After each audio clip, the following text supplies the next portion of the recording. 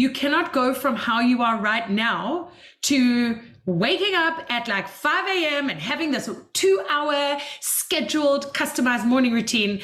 And it's like life-changing from one day to the next. That is unrealistic.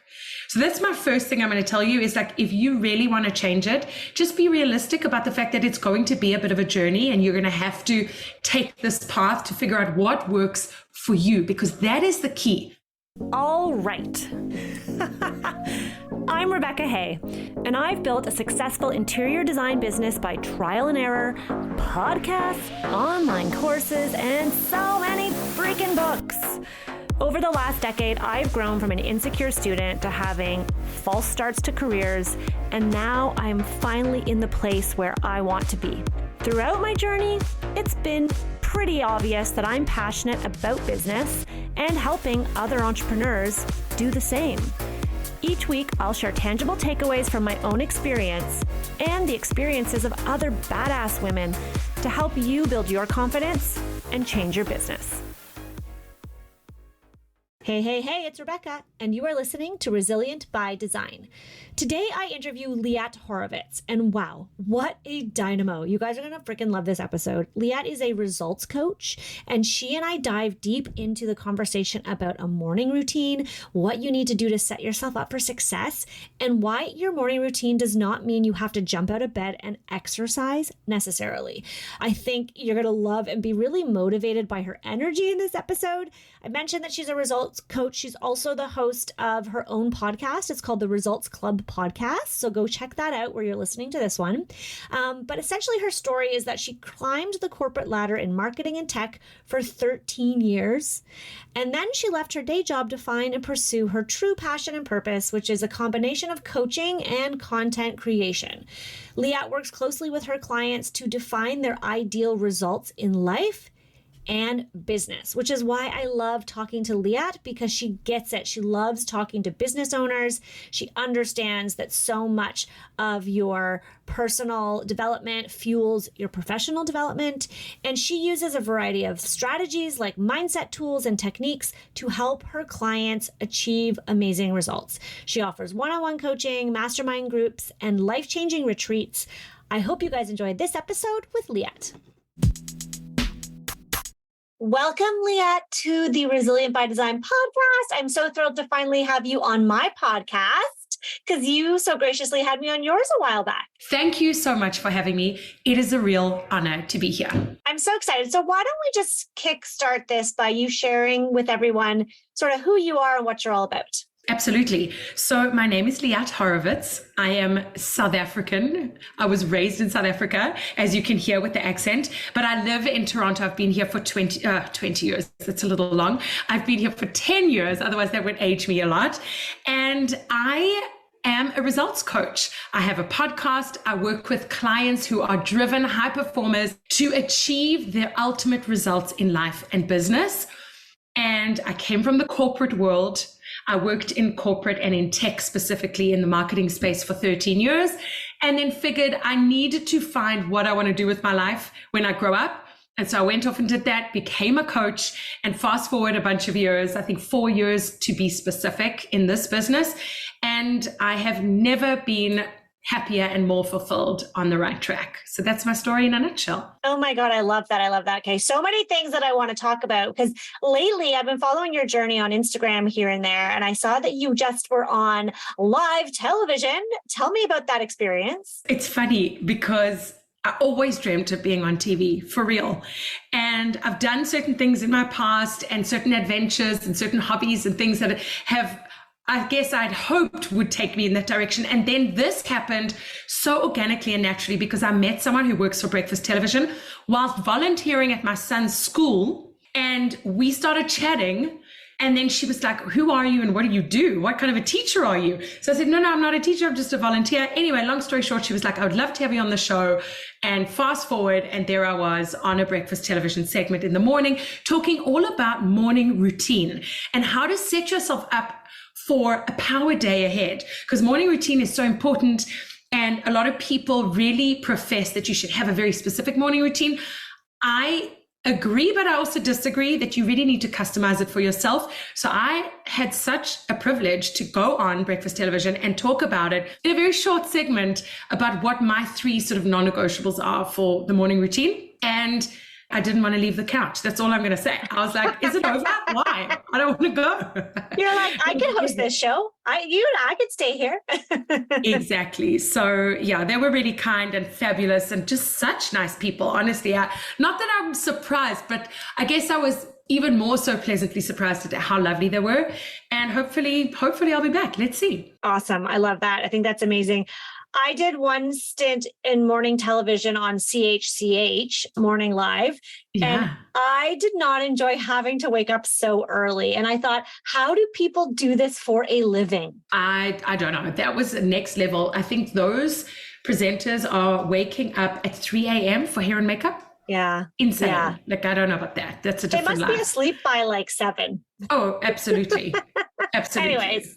Okay. I really want to talk about morning routine because this has been like the struggle of my life.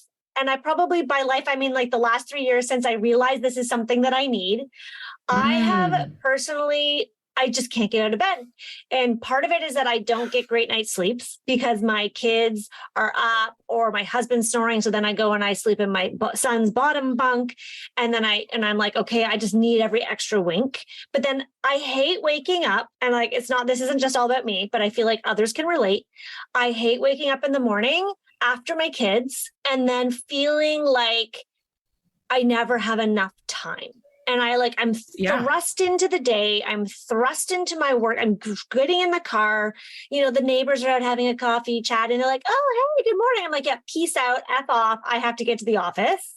And 100%. Then I'm like, boom, thrust into my day. Like, how do you do it? Like, I'm like, I should exercise and I should. And there's so many shoulds out there that it almost feels so daunting and so overwhelming. And I know that if I want to be successful and at ease, I think, with myself in the day, then it starts there. Like I'm drinking the Kool-Aid, but I just can't activate on it. Yeah.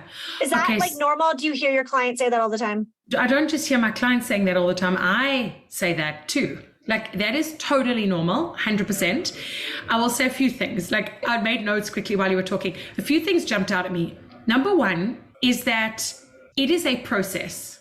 You cannot go from how you are right now to waking up at like 5 a.m. and having this 2-hour scheduled, customized morning routine.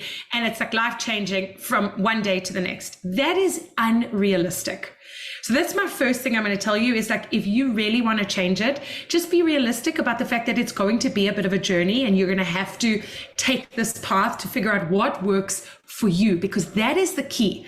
It's not about what the books say and what anybody else says. It's what would be ideal for you as Rebecca, mom of, I think it's 3 kids. Nope, just 2 kids. Like more, but just 2. 100%. Business owner, multiple moving parts, offerings, business, all that kind of stuff. And all these things make it specific and personalized to you. So you can't have the same morning routine as me or anybody else. That's the first thing. The other thing I wanted to say is you hit the nail on the head as you were talking. The first thing you said was, I probably don't get a great night's sleep. The key to morning routine is in the nighttime routine. Oh, I know. So people think, let me figure out what I've got to do in the morning. I've heard that. It's so freaking hard.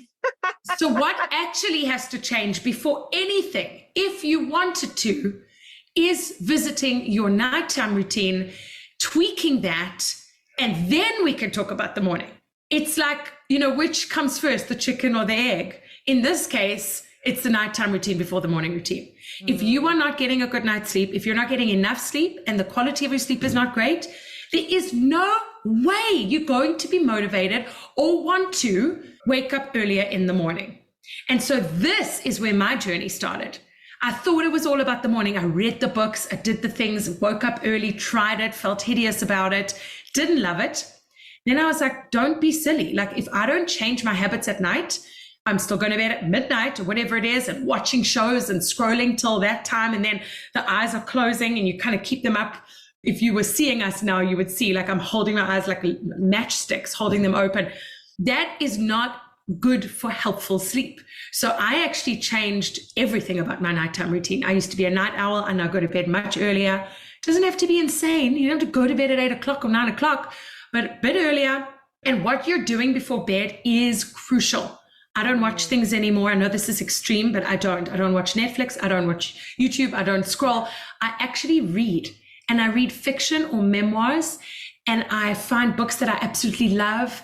And I basically go into this dreamy state where I'm reading, my brain is calm, I've switched off from work and children and everything else that kind of buzzes you up.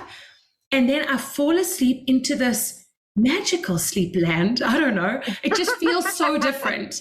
Anyone who reads at night and then goes to sleep will tell you that their sleep is different if they were watching or scrolling. I want to add, it's so interesting to hear you say that, because there's been in recent time a few nights where I've had insomnia.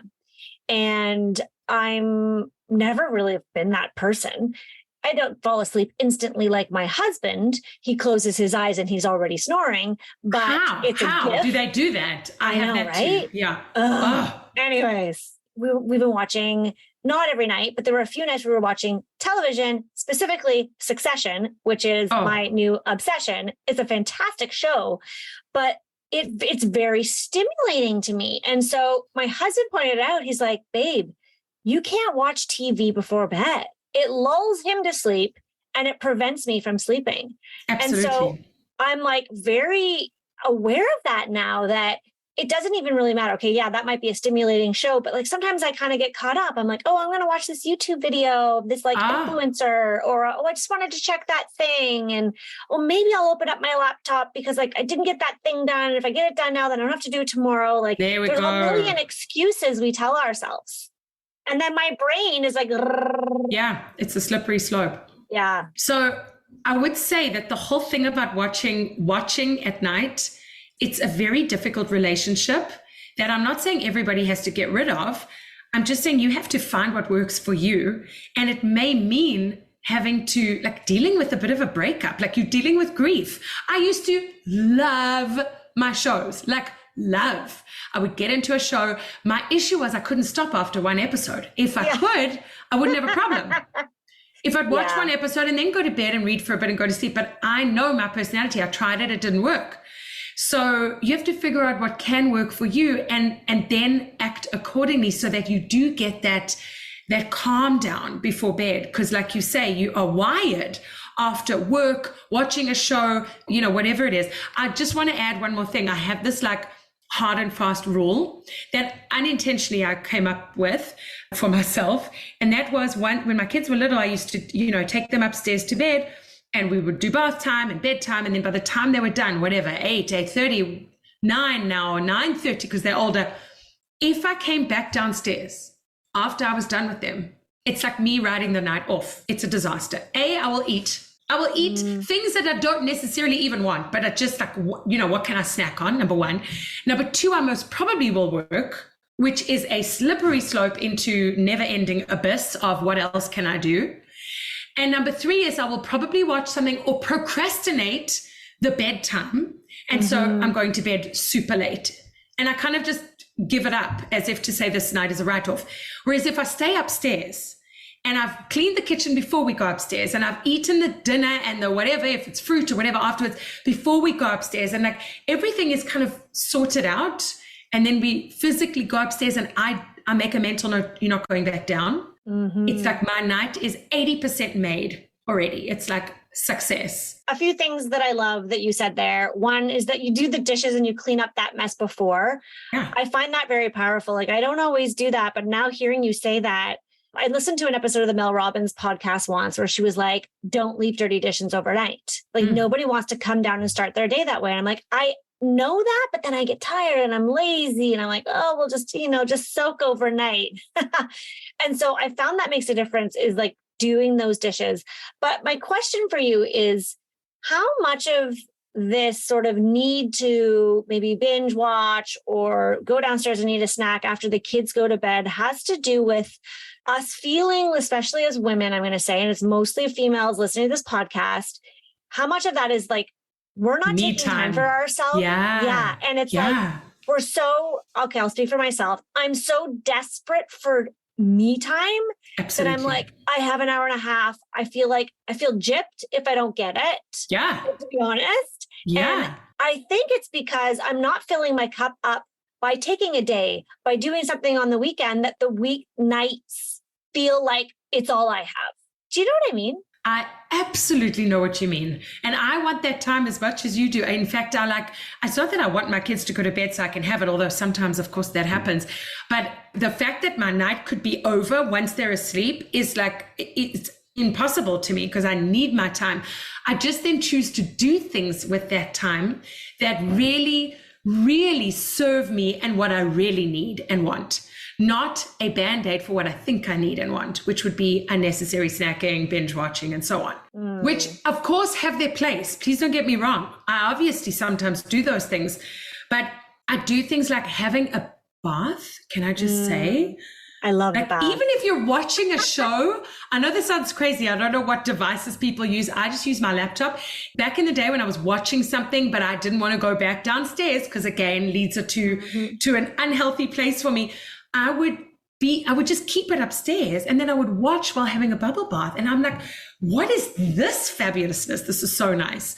Or like a herbal cup of tea, take it up with bedtime, keep it in one of those flasks that's covered so it stays warm. Then you can have it afterwards. These are like little tweaks to allow you to still have your evening, but with choices that actually are really in service of what you need and want. And a great book. I was never a reader, Rebecca, honestly. I know this sounds insane, as if I've always been one of those people that like gets into bed and cuddles with a good book. I was never that person. First time I read a book cover to cover was about 18 months ago.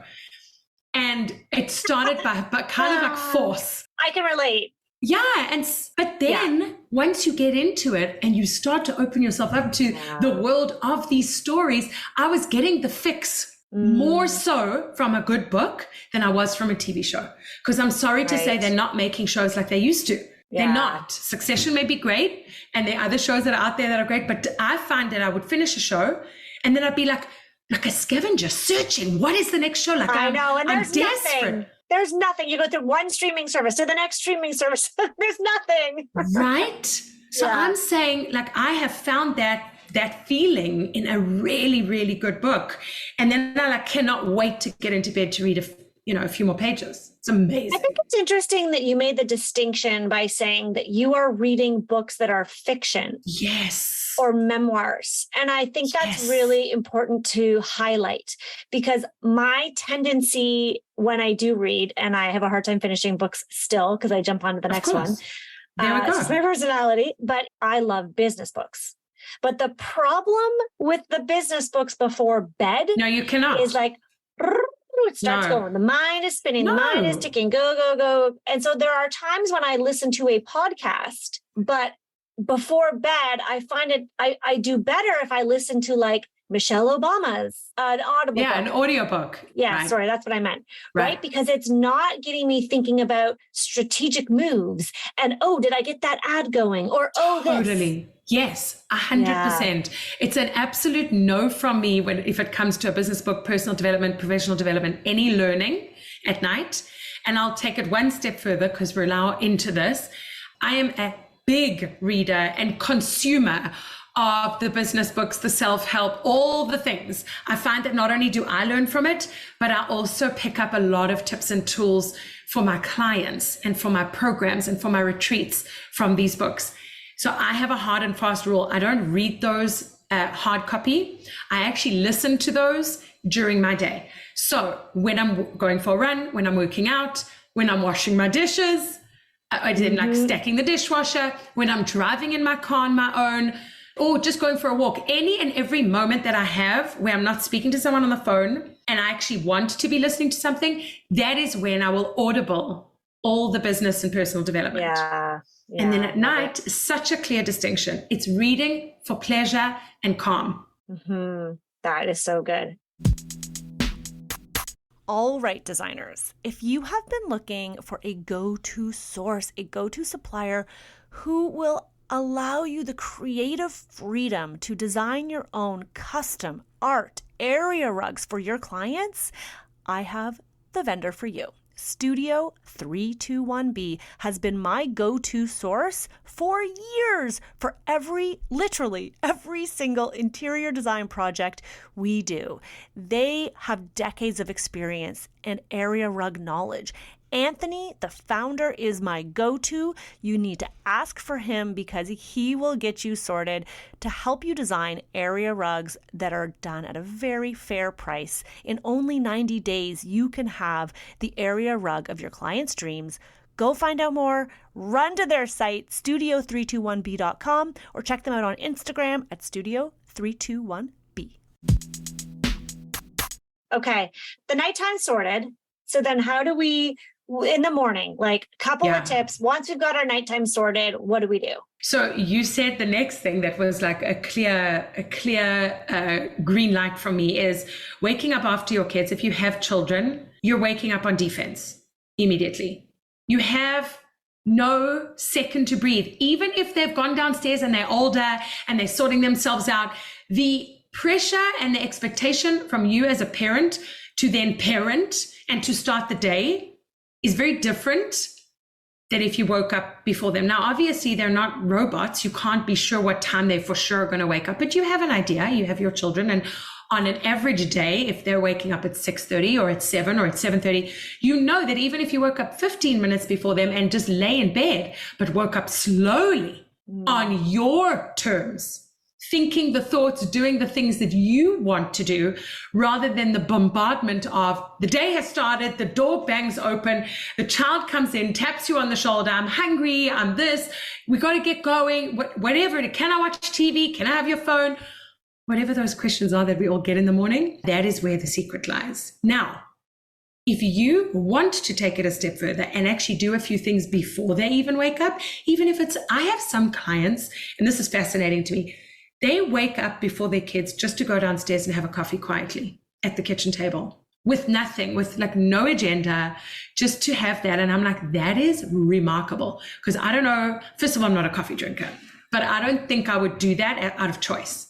Like if I woke up, I need something to be waking up for, even if I wake up slowly and have a bit of a routine. The other thing I will say is, and we all do it, me included, sometimes, reaching for that phone before you've even opened your eyes and your like consciousness is 100% there is the killer of productivity. Specifically social media. Now I know I'm preaching because like this is what everyone will say, but there's a reason. I check my email, I check my WhatsApp. I do not check social media in the morning, ideally before 9 o'clock for me. However, if you want to do it, just do it later in the morning, because let's think about this. You've hardly opened your eyes. You have all the best intentions for a good day. You have a lot to get through, whatever it is, whether you're a business owner or you're an employee or you're a stay-at-home mom or you're just like a student, whatever it is, you have the best intentions. And you open up Instagram or you open up Facebook or even LinkedIn, and the first thing you see is someone else and their highlight reel, someone else and their win, someone else and their, whatever it is that they're celebrating, whatever. So the comparison starts immediately and the stress starts. And what am I doing? And why don't I have that? And what do I need to do for that? How is that a healthy way to start your mental load for the day? It's not. Yeah, I 1,000% agree. I catch myself. I'm like you. I mostly don't do it. I keep my phone in my bathroom overnight plugged in. Ooh, power. Which is like the ideal, but I'll reach it. Like this morning, I found myself, I woke up and I was like, because I don't have a morning routine, Liat, I'm like, what do I do now? Like, I feel like every morning I'm like, what do I do first? And so I reached for the phone and I was looking at it and like, it was like, I didn't have a reason. I just looked at my phone and I was like, what should I tap? Yeah. And then I went to Instagram and I was like, what am I doing? Rabbit hole, like rabbit go hole. The other direction. I got to put the freaking phone down. And I did. Yeah. But I was like, Rebecca, get your shit together. What are you doing? So sometimes it's just as simple as, like, a lot of people like to work out in the morning. I'm one of those people if that morning dictates that possibility. But if not, it could be as simple as just get up and go get in the shower. Like, start the day with something that's for you out of choice, not out of habit. Oh, I like that. I think I should quote that. Start your day with something for you out of choice and not out of habit, because going to Instagram is a habit, and I have it too so badly. In fact, yesterday I removed Facebook from my phone. I wasn't brave enough to remove Instagram because I still check it more for work, but I removed Facebook from my phone because I realized so many times a day I'm tapping into that app for absolutely no reason other than habit. Silly. Yeah. So I'll check it on my desktop maybe once or twice a day, but it's not as prevalent. And the other thing I just want to add is, even if you have 1 minute, that thought choice that you have before you even open your eyes, the concept of choosing your thoughts in that moment is like the strongest, most powerful moment. Because if you can lie in bed before your eyes even open, the alarm clock is going or a kid is coming, whatever the situation is, if you can choose in that moment a positive, invigorating thought for the day, you're already winning. You don't even need a whole morning routine. Something like, I mean, anything. Everyone has their mantra or their thoughts or their, positive, affirmations, whatever it is. But being intentional about what you think, even if today, if you think today's going to be a good day, I'm going to show up as the best version of myself where I can today. I'm going to get my shit together today. I mean, there's really like multiple ways you can go. Or I'm just going to get through today. I'm going to get through today. Even if you're going through a super hard time, you don't have to be super positive. But the act of choosing that thought in that moment is very empowering. And Mel Robbins, by the way, she has a lot of these incredible pieces of advice of what to do in your day or in your, the 5-second rule, the 5, 4, 3, 2, 1, just jump out of bed. You brought out this is a great example. She has her other book, The High Five Habit, where you actually high five yourself in the mirror. All these things are based on science. This is what she says. The fact is that you really can be an instrumental in these really tiny things in putting together a morning routine that may even be 5 minutes. What about picking 3 things you're grateful for? What about sending a text to a friend? I have this with one friend. We message each other when we're trying to wake up at a certain time to get through a certain routine, if we're in a time of life that we want to do that. And we message each other good morning to like show accountability. And just that, like the minute you do that, you're like, I'm not going to go now and sit on Instagram. I'm like, I've messaged with my friend Romy. I'm going to call her out. And we're like on track together. She's getting up. I'm getting up. We're putting on our gym clothes. I'm heading for a run. She's getting on her Peloton, whatever it is. And like, you're in it with someone. So find a buddy if you need to. I love that advice. That's such great advice. I also, to be honest, love that you just gave me permission to start my day with a shower. I feel like I have this, and many of us that feel this pressure to like, I need to exercise first thing. No. And because when I do it, I do feel great, but I have a hard time doing it. And so I throw out the morning routine altogether because I can't exercise. Yeah. So thank you for giving me permission to just start with a shower. I love that. Love that sometimes, quite honestly. I'm like, you said earlier, the whole concept of shoulding all over yourself, like you should work out and you should do this. If you just let that go and you replace it with I can work out if I want to, or I can have a shower and get ready for my day and take a few extra minutes to do the makeup and the hair and feel like a human and feel like you've had time to get yourself ready in the morning is as powerful as an exercise routine, unless you're not fitting in the exercise any other time. Then we have to rethink it. But today I'm going at 5:30 because I didn't go this morning. I took the time to get dressed and ready. I took the time to sleep in a little bit till 7:45. And then I took my daughter to daycare. So I'm going to gym at 5:30 after we record this. Amazing. Okay. I don't want our time to end without us having some time just to talk about business and business growth. Oh, yes. Now we can be juicy. Yes. Talking love language, because the people listening to this are interior design professionals, they're firm owners, and they are mostly looking to improve how they do business and grow and make more money. And so I feel like the conversation we're having about the morning routine is, I imagine, one of the I'm not going to say first steps because there's lots of factors in growing a business, but I would imagine it's an integral part of growth. Like most of the successful people that you see who run successful businesses have some form of morning routine. Yeah. They're not just rolling out of bed and heading to the office. Do you want to talk about that? Like the connection there? Oh, it is like you've hit the nail right on the head. This is why I was so inspired to explore this over the past multiple years for myself, because every successful person that I looked up to, success is relative. So what I deemed as successful for a person, and I looked up to them and wanted to sort of reflect or mirror what they were doing, it all came back down to the same place, which is they do have some kind of morning routine. They do have some type of process where they read or learn something that is of interest. So therefore, not the fiction, not anything like that. That's the learning, that's the growth, maybe mindset stuff, maybe gratitude, maybe anything like that, practice. But there's some kind of intentional learning and soulful, mindful activity, exercise, making sure that their day and their schedule is set up for success. And that's where the business growth and the whole concept of this is why I get so excited, because we all think, oh, such a long to-do list. We've got to have that to-do list on point and then just power through the million things in the day. And in actual fact, to-do lists can be actually toxic, because all they do is they're never ending. No matter how much you get done, there's always something more to add to it. And what it does then is make you feel like you are not completing, you're not being productive, you're not getting anywhere.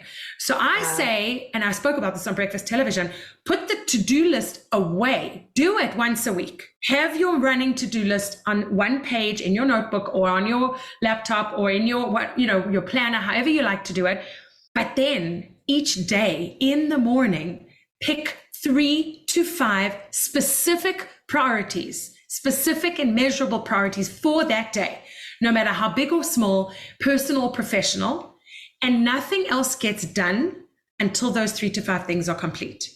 Mm-hmm. I just want to say I love that. I used my 5-minute journal. 5-minute journal. I knew you were going to say that. Yeah. I knew it. And I do that. Like, what do I want? Like, what is the intention for the day? And I love that you say that. And the Full Focus Planner does that too, where they have you pick 3 priorities for the day. Oh, I actually didn't know that. That is amazing. That 5-minute journal is fantastic. I have quite a few clients who use it, and I just do free flow journaling when and if I want to. I don't do it every day. I'm just saying I do not should journal all over myself every day. Yes, thank you for saying that. Oh my gosh, yes. The other thing is meditation. I don't like to meditate. I've tried it. It doesn't work for me. It makes me feel sleepy and fall back to sleep. So I don't do that either. I will tell you though, and I don't know, you can see this, is I created these Post-it notes for myself that are regular Post-it notes, and they say Minx Your Morning, which is like my phrase for like how to really have a powerful morning. They have 5 little lines on them and 5 little check boxes next to each line. And so from my long to-do list, I will take one of these Post-its. I will write down the 3 to 5 things. It's always 5, just by the way. And actually I add in an extra 6. I'm just saying, I'm just being real. But nothing more than what absolutely has to get done. I close the to-do list, it goes away. And I can't focus on anything else until these are done. And it's right in front of me. I put it either on my laptop or I put it up on the wall right in front of me. And it just enables you to focus on what really needs to be done and not all the peripheral things that can be done. And so talking about business owners, which is your community, these driven, successful, amazing interior designers and people in the design space, this is a way to like streamline what is really a priority versus what's not. Because procrastination is really just you doing other things that you think are necessary, but they're not really necessary if you had to really look. So picking what needs to be intentionally done for your day, doing some form of either written or reading, learning or growth in the morning, amazing, and working out your body, just power. And it doesn't need to be like a long run or a full class. You could do some breathing. You could do a stretch. You could do, I know Tony Robbins does this massive breathing exercise and technique. It's priming, and it's like breathing and putting your arms up and down while you're breathing deeply. You maybe would listen to a prompted like breath work, something that is useful. A stretch, anything, that is still body work. So there we go. I love that. I love that. Setting your day up for success. I mean, I think that that's so powerful. That's something I've been trying to practice. Is I just pick 3 things. I find that's a lot. Probably maybe because I'm picking big things, but it's a good reminder when you start to, so what happened to me yesterday, and people can probably relate to this, is, I had this big task that I've needed to do. I'm behind schedule. It is this specifically, it's a stage talk that I'm giving in Vegas at the end of the month. And I need to pre-submit my PowerPoint, but I haven't done the talk yet, right? Or I hadn't done the talk.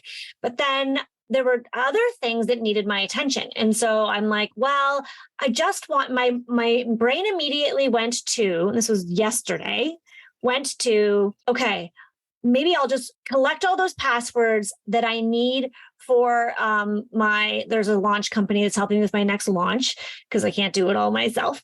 And I'm like, maybe I'll just get them the passwords and then I can just collect. They need access to my Google folder and they need access to my project photos, but I don't want to give them all of them. So I can just do that first. And I just want to get that done and out of the way. Totally. And there was something else that was like that task that I just wanted to get done and out of the way. And I stopped myself, Liat. I was very proud of myself. I was like, okay, is that going to move the needle? And yes, it's important, but what is the priority task? It's getting this freaking stage talk completed and making it kick-ass awesome because I want to kill it when I'm in Vegas. And if I wait 2 days to give the password doc, whatever, things are going to be fine.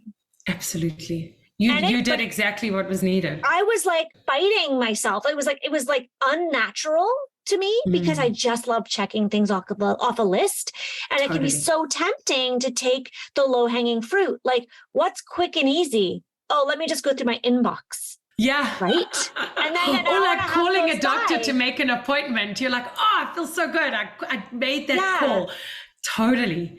But this is why I think that rewiring of what productivity really means is so important. Because if you get that one essential big task or small task off the list, that is so much more productive than 10 little mundane tasks. Yeah. So good. I like that. Thank you. That's a perfect example. The last thing, because you just said, maybe it's because I've got big tasks or big priorities on my list. You must make sure they're specific and measurable so that you can literally tick it off. Saying something like business strategy for Q3, like that is too broad. That is not a task for your priority post-it, right? Create your own post-it, put 5 things on a post-it note, 3 things on a post-it note, whatever it is.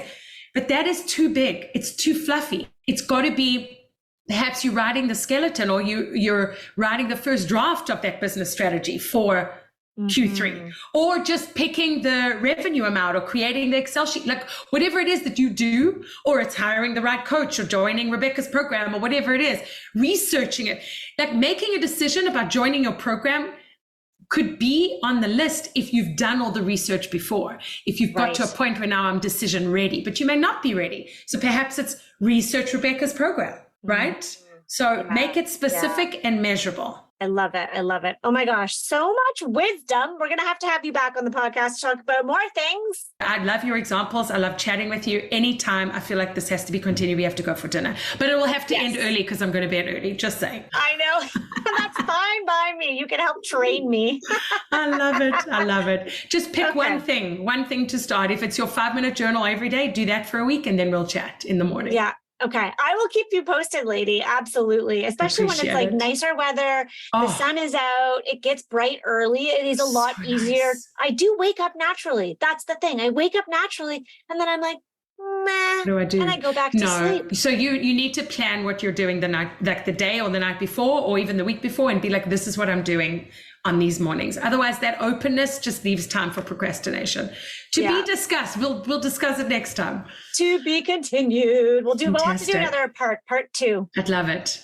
Okay. One last nugget of wisdom for our listeners before you head off to the gym. Wow. So great. Thank you for asking. I mean, when you first said to me that I needed to think of a nugget of wisdom, we've gone totally in a different direction, but that's fine. But I'm going to turn it all around. It's a totally different topic. But I will say this, I coach on this all the time. It is part of the reason, probably the biggest reason, that I am grateful and thankful and just, grateful to be in the position that I am with my business. And that is connecting with people and making that a priority. So my nugget of wisdom is, if you are a business owner and you are looking to grow, think about how you are connecting with people, the most random of people or the most strategic of people. Are you being a kind human? That's number 1. Number 2, are you doing like really good, authentic outreach, not just like commenting and engaging on their social or like hanging in the back. Like reach out to people, communicate with them, talk to people, get back in person, like really see how you can serve someone else before putting yourself first. And I'll take it one step further as I close this. And that is, you really never know who you're going to be meeting and who you're going to be talking to and what they can bring to your life and what you can offer to them. And so my advice to you is look up in the supermarket, look up when you walk into your kids' school or camp, and greet people and connect with people and ask questions and be curious and share what it is that you do, because you really never know where it could lead you. So it's all about connection. Love it. I'm a massive fan. It's huge in business success. So good luck. I love that. And if anyone wants to connect with me, they're more than welcome. There you go. Absolutely. And I love that because you just, at the beginning of this podcast, shared that example of being at your kid's school and connecting with someone who got you that opportunity on breakfast television. So, I mean, you are truly practicing what you preach, Liat, which I love. Thank you. I love that advice, like to show up as your best self every day as much as you can and be present. Oh my God, amazing. Thank you. Okay, where can everyone follow and find you? Instagram and LinkedIn, my name, Liat Horovitz, and my website, www.liathorowitz.com. Easy peasy. Well, thank you so much for joining me, and we will definitely have you back. I'm absolutely thrilled. I love your vibe and energy. We had this before. We're going to have to do something again soon. So thank you. I appreciate it. Well, I loved that conversation. Honestly, I felt like we did not have enough time. We both had tight schedules, and I hope we can have her back on the podcast to dive into more things business development, because I think she has a lot of wisdom to share. And I just find her energy so contagious. Also, her accent, how cool. I'm curious, how many of you have a morning routine? Is this something that you've had always? Is it new? Or are you like me and still trying to grasp one? Let me know in the Designer Meetups Facebook group. Let's get a conversation going in there about morning routines and what's working for everyone. Because I think it's a great reminder that Liat says we need to eliminate all those shoulds, like that you feel like you should do something when you just need to do what works for you. I hope you enjoyed that episode. Again, we mentioned Power of Process. That is my program that she mentions, my signature program. You guys are going to love it. If you're looking to elevate your interior design business, please go check it out, RebeccaHay.com/Power of Process. You can secure your spot. The fall session starts on September 26th. If you're listening to this one in real time, then you have the opportunity to join us and elevate. I'm excited for it to start. That's all, folks. I hope you enjoyed this episode with Liat. The Resilient by Design podcast is produced by Vera Marquez, edited by Abby Circatella, and hosted by yours truly, Rebecca Hay.